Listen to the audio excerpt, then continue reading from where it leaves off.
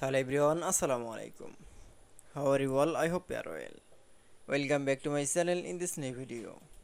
Today's video, how to open new slide in PowerPoint document. So let's started. At first open your PowerPoint document.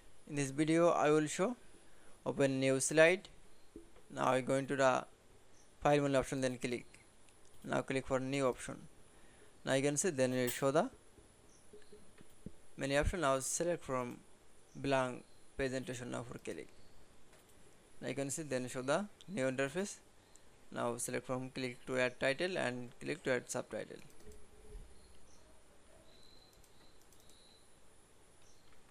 That is, now you can see open new slide document in PowerPoint. It is very easily. I hope to enjoy the video. Please like, comment, share and subscribe my channel. Thanks for watching.